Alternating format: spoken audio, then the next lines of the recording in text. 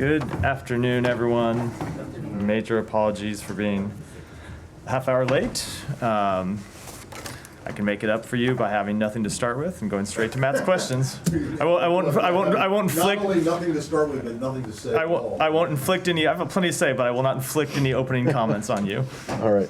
Can I just start with something which I think you're going to dispatch with pretty quickly? But this guy who's been charged in the apparent assassination attempt of former President Trump over the weekend, did he ever come to the State Department's attention when he was in Kyiv advocating on behalf of both the Ukraine and on behalf of Afghan citizens? And when I say come to attention, did he register with the embassy while he was there, as you ask or suggest that people should do, or did people bring him to your attention, or did he make any contact with embassy officials? Yeah, I will. I'll have to go back and check the answer whether he registered, whether he had any contact with the embassy officials.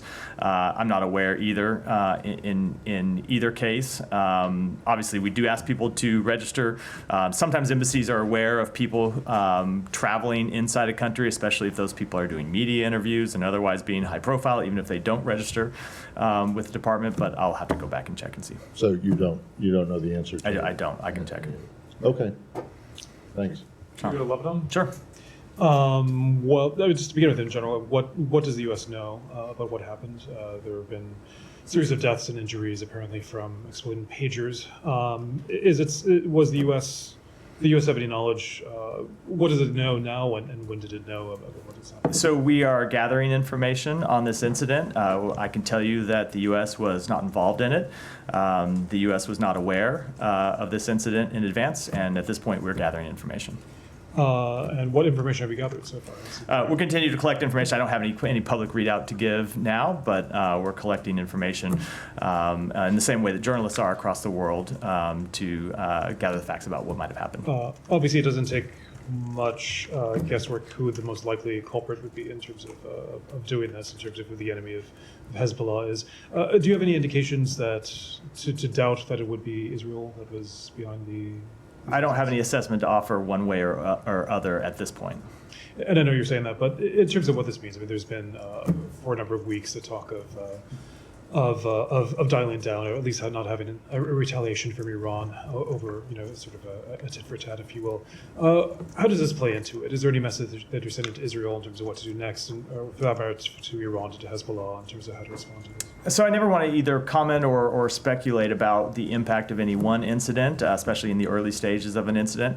And I'm not going to do so here. That's been our consistent policy to try and avoid doing. I will say that our overall policy remains consistent, which is we do want to see a diplomatic resolution to the conflict between Israel and Hezbollah. We want to see one that allows the tens of thousands of Israelis who've been displaced from their homes and the tens of thousands of Lebanese who have been displaced from their homes to be able to return home, and that's what we are continuing to pursue. I'll let others take it. Yeah, Mara. Just a couple of follow-ups on that, Matt. So how concerned are you about escalation now after this attack? So again, I don't want to draw any specific conclusions about this incident yet or speculate about what might happen from them. I will say that, of course, since October 7th, we have seen any number of incidents that have led to the heightened risk of escalation. That has been a feature of the conflict across the blue line since October 7th. And so we are always concerned about escalation. We are always concerned about any type of event that may cause further escalation. And it remains our message to both Israel and to other parties that they needed to do everything they can to try and reach a diplomatic resolution.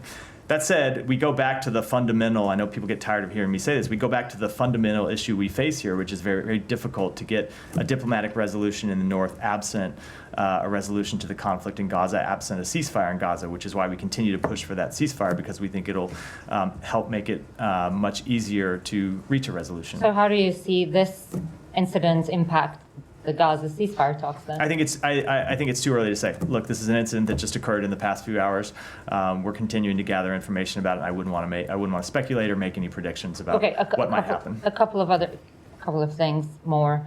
Hezbollah has accused Israel of sort of launching this attack. You said you were gathering information. Is there anything in that information that would lead you to sort of reject that accusation? I just don't want to offer any type of assessment on this incident, one way or the other, at this point. Are you trying to make an assessment, though? Like, in your gathering of information, are you going to be able to offer an assessment tomorrow or the next day? Or is the United States going to be completely like, this has nothing to do with me, I'm not going to We are continuing to gather information, and when we have something to say about it, we will certainly say it, but not before then. Okay, one final thing. Regardless of this incident, although it's a little bit hard to sort of leave that aside right now, but over the past couple of days, we have heard Prime Minister Netanyahu especially talk about how unsustainable it is in north, in the border. And last night, the cabinet basically said military action would be needed to allow thousands of residents to go back to their homes. They've effectively expanded the objectives of the war. So does the United States see military action from Israel more likely in light of that? So we agree that it is unsustainable for tens of thousands of Israeli families to be displaced from their homes, just as it is unsustainable for tens of thousands of Lebanese families to be displaced from their homes. All of them need to be able to return home. So then you go to the question of what's the best way to achieve them being able to return to their homes. And it is our judgment that a diplomatic solution is the best way to get them back to their homes. Because if you look at what a military conflict would entail, it's hard to see how that gets those families on either side of their border back to their homes quickly. So that's why we continue to push we continue to push for a diplomatic resolution of this conflict. Follow up on Yeah. that. Go ahead. Can I follow up that? You say you're gathering information. How are you gathering that information? Do you expect to have an independent U.S. assessment to follow on Humera's question? So I don't want to prejudge what we'll say in the days to come. I can tell you what we're doing right now is gathering information through all of the ways in which we usually gather information. And have you been in touch with any Lebanese or Israeli officials? I can't read out every contact that we've had in the last couple of hours. It's only been a couple of hours since this incident happened, but of course we're gathering information through diplomatic channels as well as other channels about this incident. There are reports that the Iranian ambassador to Lebanon was also injured in this attack incident. Are you concerned about Iran taking advantage of this to also So we've seen those escalate? reports. Have I you think seen any indications that they First plan of all, to? apologies for interrupting in the middle of the question. I've seen the reports. I don't want to speak to what the implications might be before a report is confirmed, but certainly, as is always the case, we would urge Iran not to take advantage of any incident, any instability, to try to add further instability and to further increase tensions in the region. That has been our message to Iran since October 7th.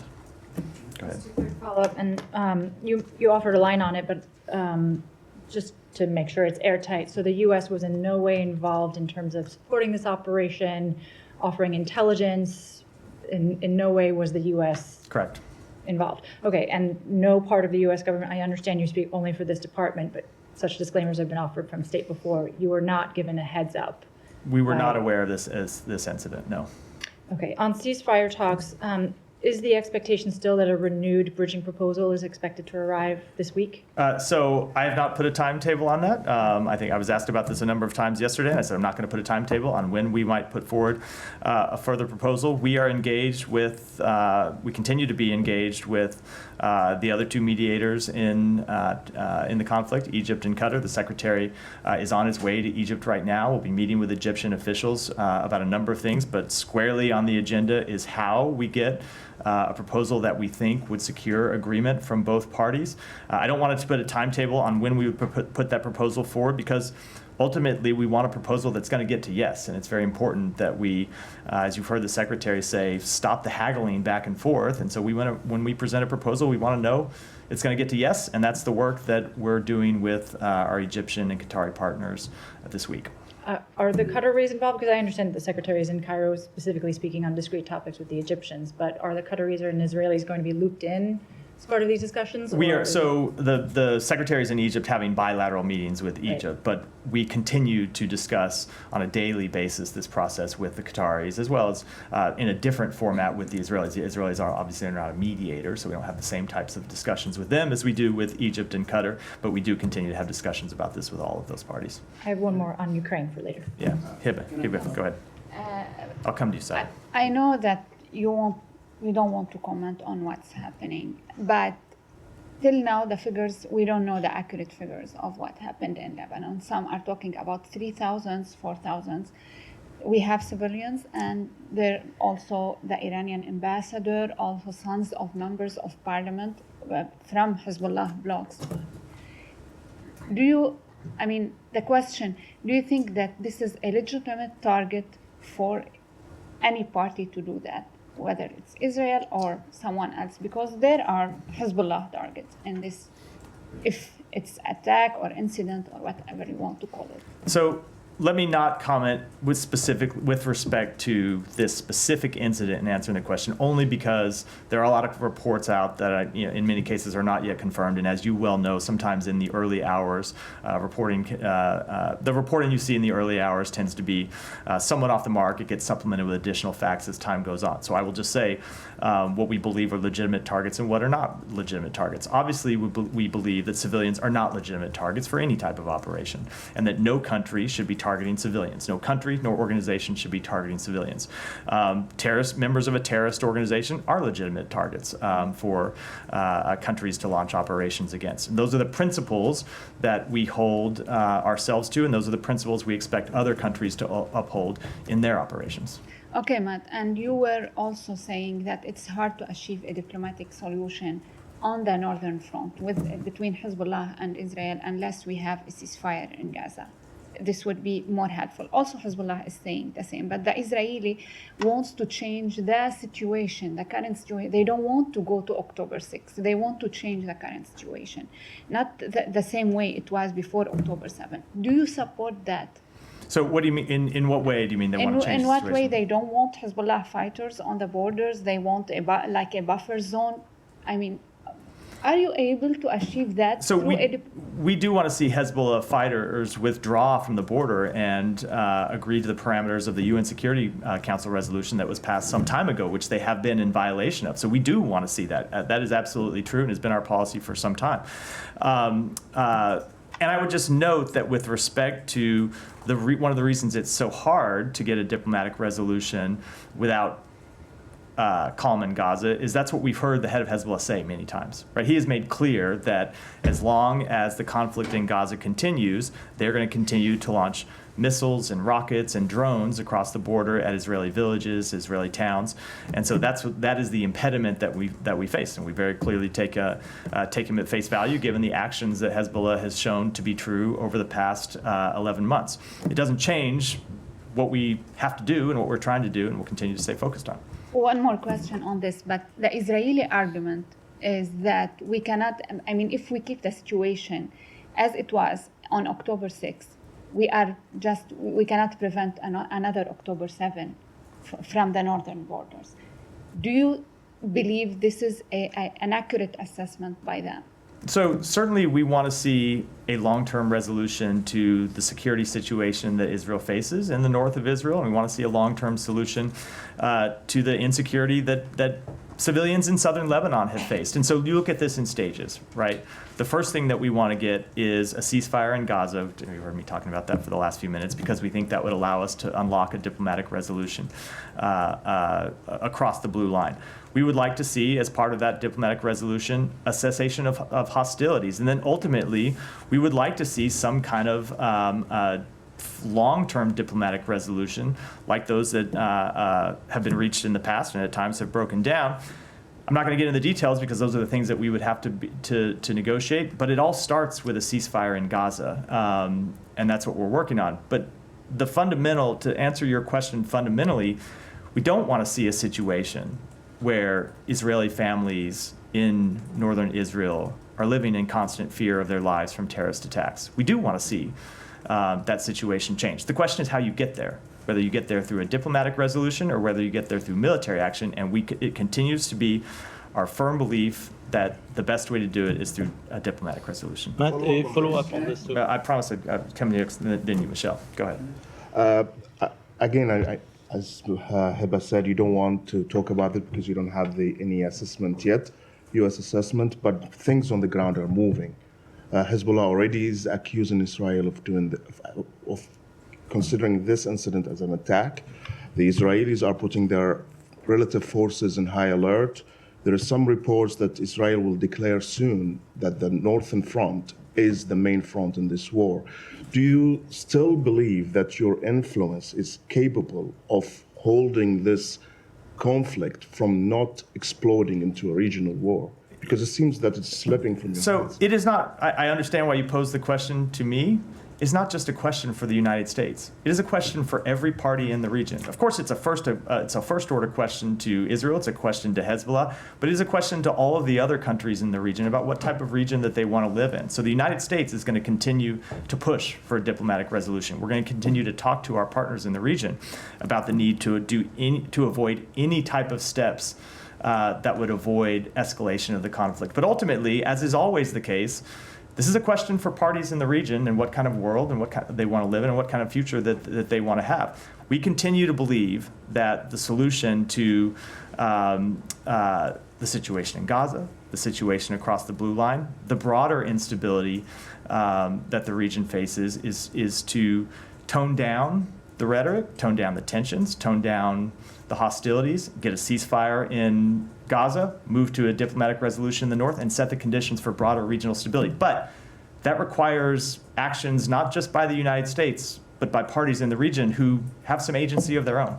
But, I mean, you say it's not a question for the United States. No, it's but not just one for us. I know why we get these questions, but the countries and entities in the region have agency too for the decisions that they make. And so we will continue to impress upon them what we believe is in their interest and what we believe is in the interest of the region. But these are decisions that countries in the region have to make and entities in the region have to make for themselves. But don't you see that you are putting your both hands on this conflict and not allowing somebody else to take any actions to pressure Israel?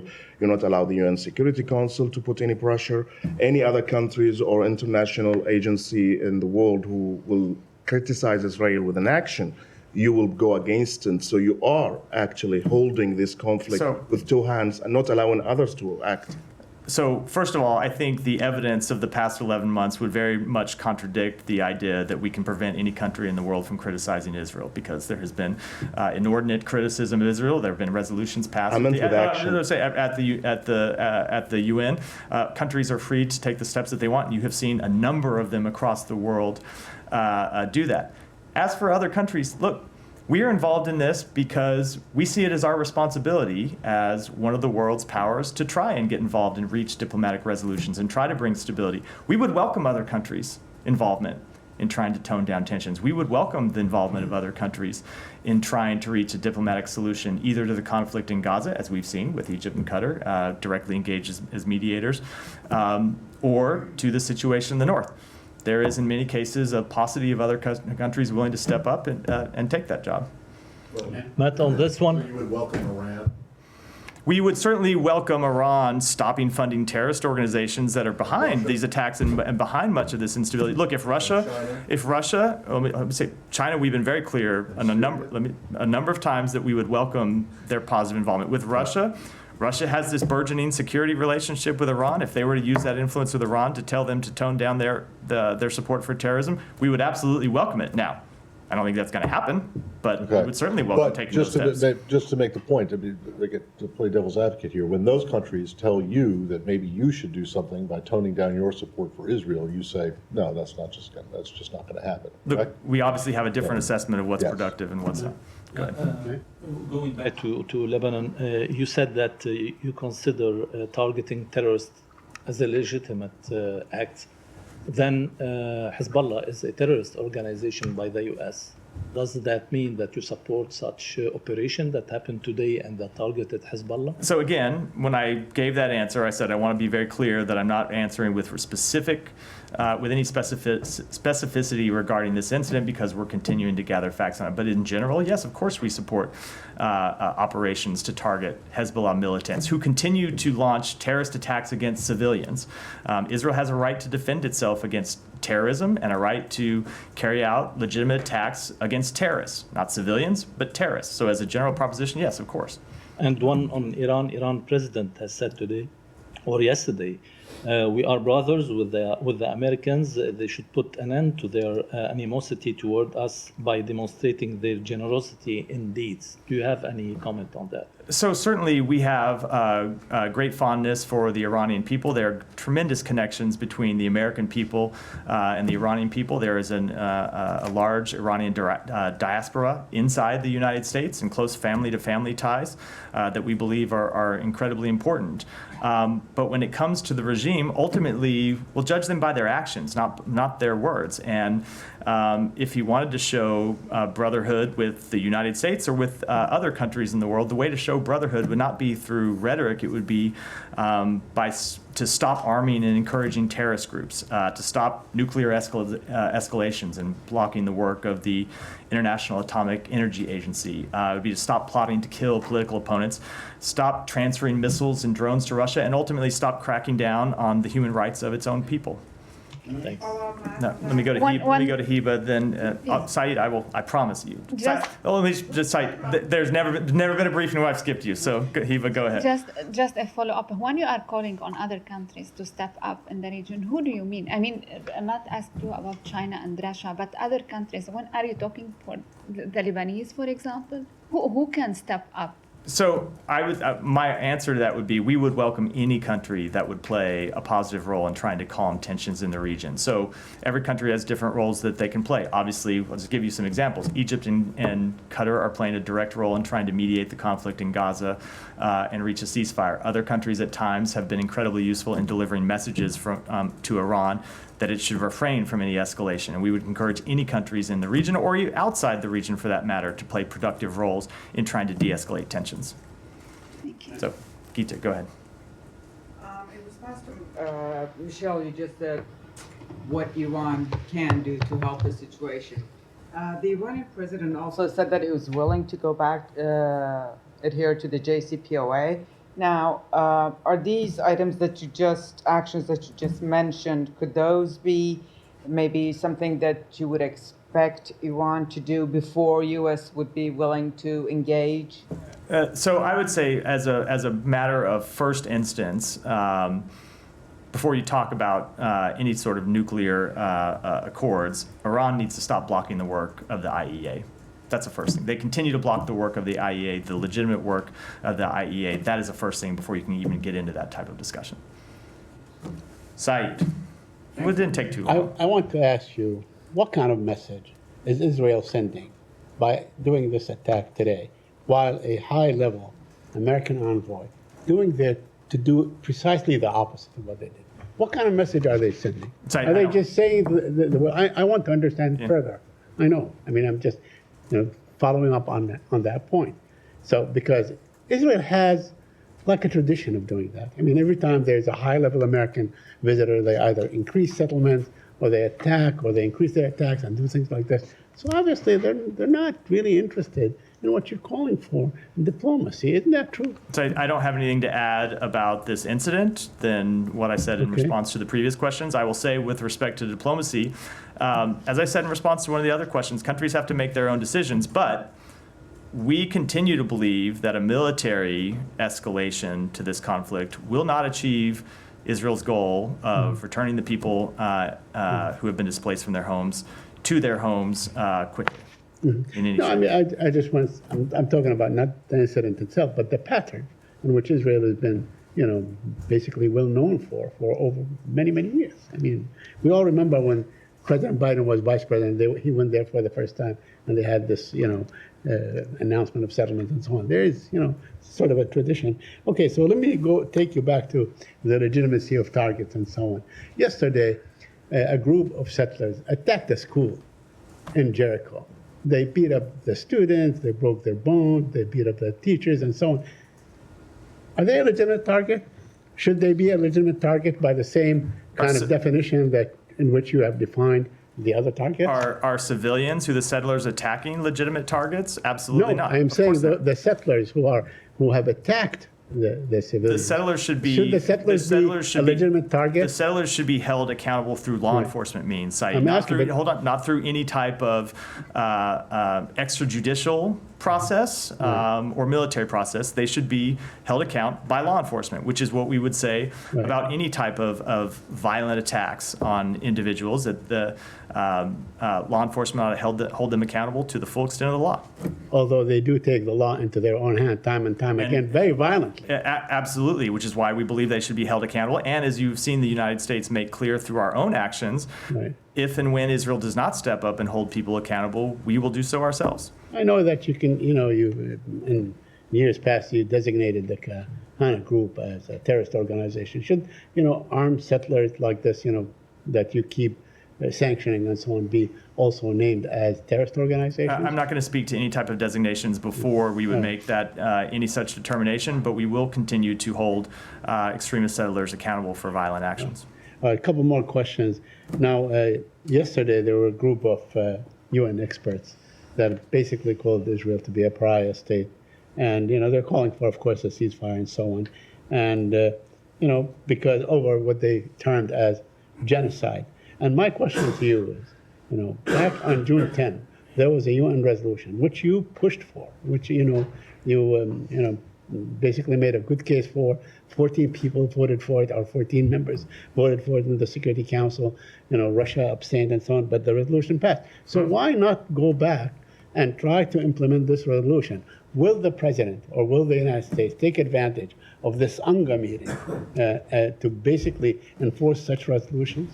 We are trying to enforce that resolution, Saeed. The way to enforce that resolution is to reach a ceasefire. If you remember what that resolution called for, it was for a ceasefire Right. to the conflict in Gaza. Right. And the secretary is on his way Right. to Egypt right now to try to finalize that ceasefire as one of a number of administration officials who have been working to get that ceasefire over the line in the past few weeks. But although it seems that the Israeli prime minister keep moving the goalposts, he keeps moving the goalposts now, including Lebanon, including this and so on. As to the thing, they're the ones that keep changing the terms of the resolution that Hamas has agreed to, the mediators have agreed to, and so on. So while I'm not going to negotiate in public, Saeed, I think it is well known, it's been well reported, and I've spoken to it from here that we have seen Hamas make additional demands Okay, and through this process as well. And finally, I know you said that you don't want to talk about a timetable as far as the new proposal is concerned and so on. Is it likely to occur between now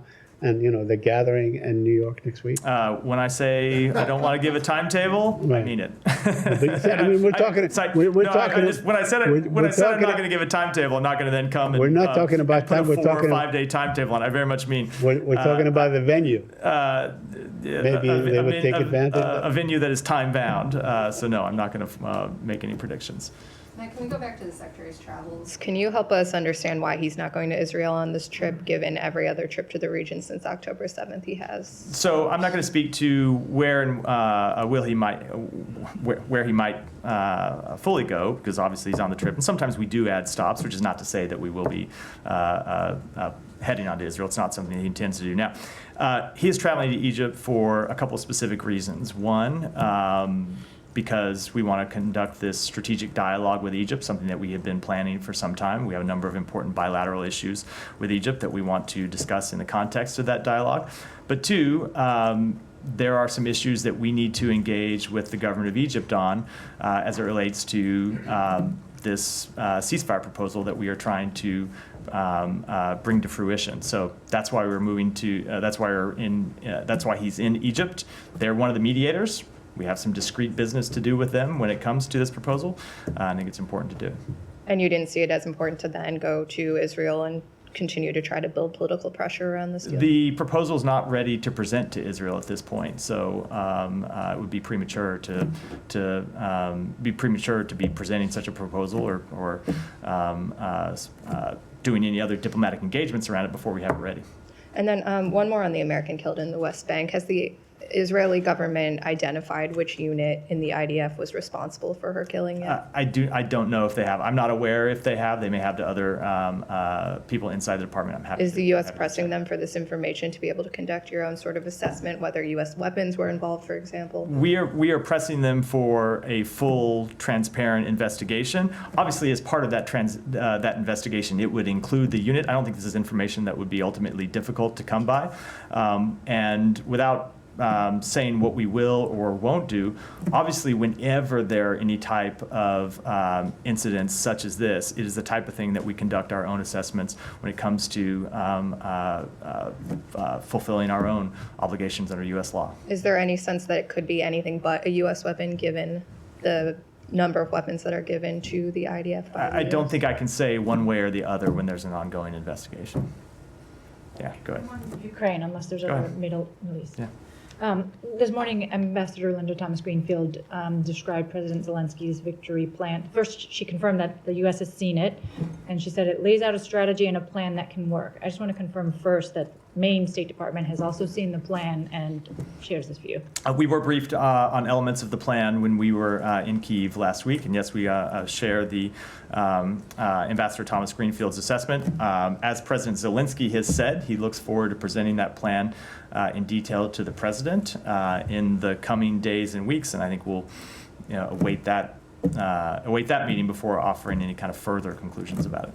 Is there a timeline associated with the implementation of the plan? I think I ought to let President Zelensky, whose plan ultimately this is, speak to the details of it. Okay, and on the question of Ukraine's use of long-range American-provided missiles in Russia, Secretary and Foreign Secretary Lamy said that discussions would continue during the UN General Assembly next week. First, want to confirm you have no policy announcements to make today Correct. regarding that.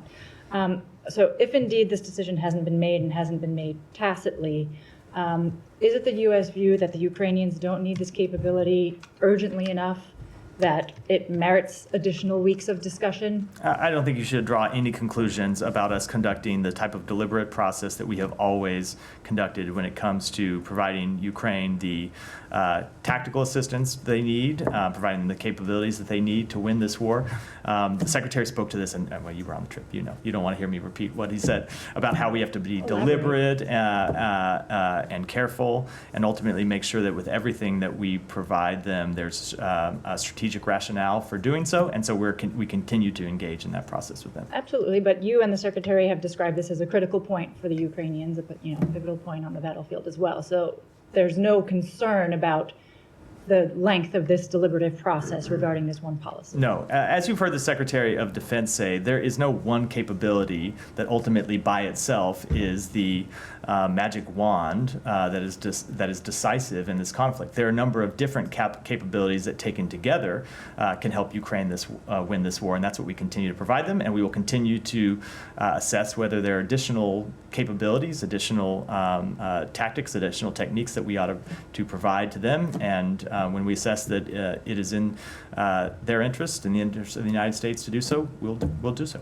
And just one additional point of attempted clarification. Is it the U.S. position that other Western countries who have provided long-range weapons to Ukraine should wait for consensus before they greenlight the use of their own weapons by the Ukrainians? So those are conversations that we have privately, and I think I'll keep those conversations in private diplomatic channels.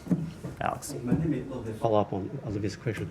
The announcement and decision. So you don't have announcement to make, but that doesn't mean that there is no decision. I just don't have any announcements about change in policy. Have you guys turned down Ukraine's request on? I don't have any further. I don't have anything further to say. These are things that we discuss directly with our Ukrainian counterparts, and we'll continue to do so.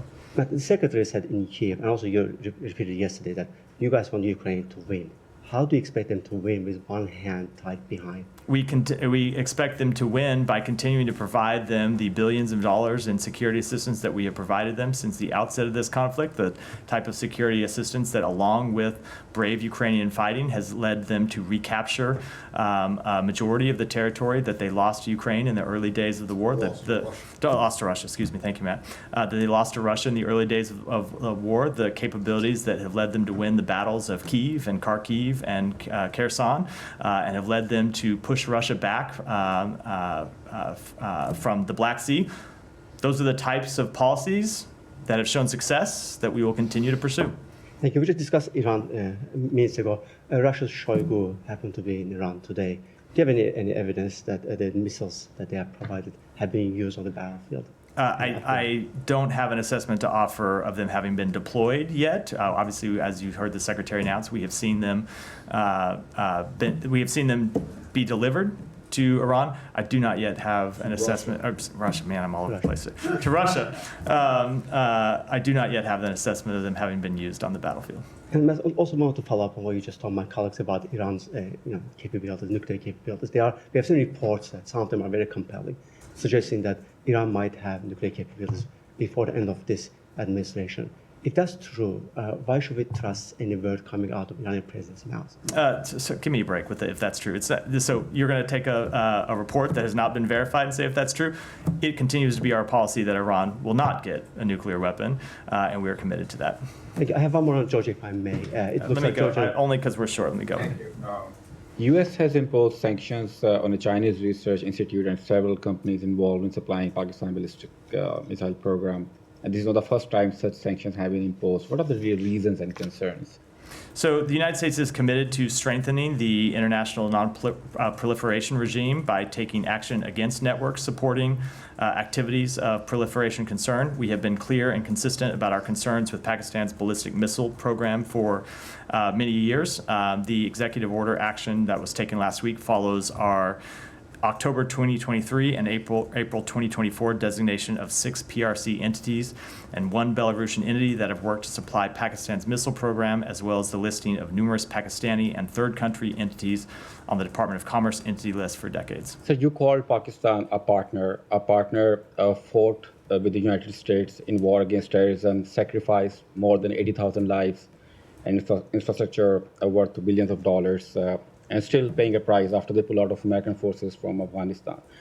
And in return, it gets sanctions on its ballistic missile program, which is very essential for its defense capabilities. And these are the thoughts of the foreign ministry when I spoke with them this morning. Yeah. And they also said that Pakistan considers this action biased and politically motivated. What is your thought on that? So Pakistan has been a long-term partner of ours, and I think what this action shows is that there continue to be places where we have disagreement, and when we have disagreements, we won't hesitate to act on those to protect America's interests. It has been our long-standing policy to deny support to Pakistan's long-range ballistic missile program, and we will continue to use our sanctions and our other tools to ensure our national security cannot be impacted, and that the U.S. financial system cannot be used by proliferators. Go ahead. Thanks, Matthew. What's the Secretary's reaction to the House Foreign Affairs Committee doing a markup of a resolution to hold him in contempt of Congress for not complying with the subpoena to appear before the committee related to its report about the withdrawal from Afghanistan? So we continue to not understand why the committee has chosen to take this step. As I said in response to a question from Matt yesterday, the Secretary has testified 14 times before Congress on Afghanistan. 4 of those times have been before this committee, including one appearance that was exclusively focused on Afghanistan. That was the sole subject of the hearing. We cooperated with their investigation into Afghanistan, provided them with documents, provided them with witness interviews. And we have tried to accommodate their request for a hearing. They asked for a hearing this Thursday. Obviously, the Secretary is traveling, trying to advance a ceasefire. He's not able to be there because he's doing the important business of the United States. But we've said we would make the Deputy Secretary available, and we have offered the Secretary to appear at a later date. And so we Which later date? These are negotiations that we have with the committee, but we've offered a later date when he's not traveling overseas, conducting important foreign policy interests of the United States, or otherwise engaged in these critical meetings that he has to do on behalf of the country. We have offered his testimony, and if they're fixated on this date, we have offered the testimony of the Deputy Secretary, and we wish that they would take yes for an answer rather than moving to this extraordinarily unnecessary and unproductive step. But he will show up for a hearing. You guys are not fighting the subpoena in court. They have. We are not at that point yet. They have moved directly to contempt when we were in what we thought was the middle of the type of negotiation process that the Supreme Court has said Congress must carry out when it comes to asking for testimony from executive branch officials. They asked for his testimony. We told them that we would engage with them on a date. They sent a subpoena. We told them that he was traveling to work to try to secure a ceasefire on the date of their subpoena, but we would be happy to accommodate them in other ways. And they, for some reason, have moved to this extreme step. I can't explain it, but we will continue to make clear to them that we will accommodate their legitimate oversight interests to the extent we can. But when it comes to just picking one date and saying the secretary has to be here when he has for some time planned to travel overseas to try to advance the foreign policy interests of the United States, that is not the type of legitimate accommodation process that the Supreme Court has said the Constitution requires. And finally, Russian President Vladimir Putin is directing the army to add 180,000 troops, bringing the total number to 1.5 million. This would make Russia's army the second largest worldwide, overtaking the U.S. Army, which is in third place currently. How is the U.S. planning to respond to this move? Does this concern Western allies at all? Well, let me just say first, it's another sign of the desperate choices that Putin has had to make to sustain this war. You've already seen it be an extraordinary drain on the Russian economy. You've seen Russia pay an extraordinary cost in deaths and casualties, hundreds of thousands of Russians who have been killed or wounded in this conflict. And this action just shows that he is continues to be committed to sacrifice the lives of thousands, hundreds of thousands of his fellow citizens for this needless war. Thank you. Yeah. Just wanted to follow up on Saeed's question on the school in the West Bank. Yeah. So earlier this year, you announced a policy of sanctioning Israeli settlers who commit violence against Palestinians, and since then you've sanctioned several settlers. But you have also said that the establishment of settlements themselves in the West Bank is inconsistent with international law. And since these settlements that house extremist settlers are considered to be illegal, why aren't any of these sanctions placed on the illegal settlements themselves? Why isn't there a policy of sanctioning illegal settlements? So you have seen us sanction not just individuals, but organizations who have been involved in violent conduct, and that continues to be our policy to sanction those involved in violent conduct when we see the government of Israel not taking appropriate steps to hold them accountable. When it comes to the questions of settlements, yes, we have made very clear that we believe that they're inconsistent with international law. And fundamentally, this is the something that we believe needs to be resolved through negotiations for two states, which we continue to push for. But if you consider them to be illegal and they are establishing more settlements as we speak, why not sanction since they are illegal? I don't understand why. We have sanctioned people based on violent conduct, which is the authorities that we have under United States law. Ultimately, we have a policy question about what the ultimate way is to achieve a resolution to the very difficult situation in the West Bank. And we believe the way to resolve this question ultimately is through the establishment of an independent Palestinian state, something that I know is extraordinarily difficult. It's why people have been working on it for decades, but that we will continue to pursue. Can I just make sure that you're getting the premise of the questions, completely legitimate questions, are that you believe that the settlements are illegal. That is not U.S. policy. As I said, we believe they're inconsistent. Inconsistent. Yes, exactly. But you haven't corrected him. He said illegal numerous times, and you have answered, such as we believe that you think that they are illegal, quote unquote illegal, and that is not the U.S. position. So our position is, and I'll just say as a note that I oftentimes don't go around tangling with questions. I use my own words, and yes, we believe that they're inconsistent with international law. Gita, go ahead. Question on Turkey. Undersecretary John Bass met with his Turkish counterpart today in Turkey. I was wondering if you have a readout. I don't. I apologize. I haven't talked to Undersecretary Bass or other officials on the trip. I'm happy to take it back and get you a readout. A question on Mexico. The Mexican government finally enacted this judicial reform that it had strong concerns from the U.S. ambassador there. Do you have any comment about this enactment? So obviously we have noted the enactment. We especially look at the enactment of this law in light of our joint efforts to promote our economic competitiveness and integration. And ultimately we will continue to have a dialogue with our Mexican colleagues on the statute and how it's implemented. Could I just pursue that? Yeah, go I ahead. mean, the investor said that it will affect the investor confidence.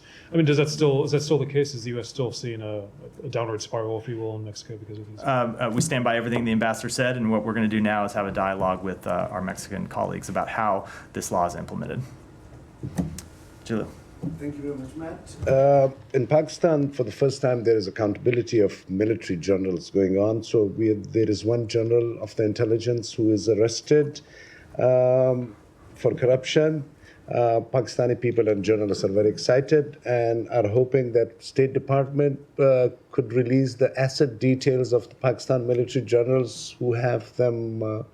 Tons of them have properties here. Can you make it official? I don't have any update on that, no. Okay. Do you? Is it in your notice that the same channels to transfer the money for the money laundering that they use to bring it to America, it's the same channels the terrorists use to transfer money to each other as well. And a Pakistani guy just recently has been arrested in Canada for doing a terrorist activity. Look, we're going to continue to enforce all U.S. laws that as they relate to support for terrorism, but I don't have any comment on those specifics. Just the last one. Today, Pakistan and Afghanistan has another very interesting diplomatic thing going on. I'm sure you're aware about their firing with each other's soldiers.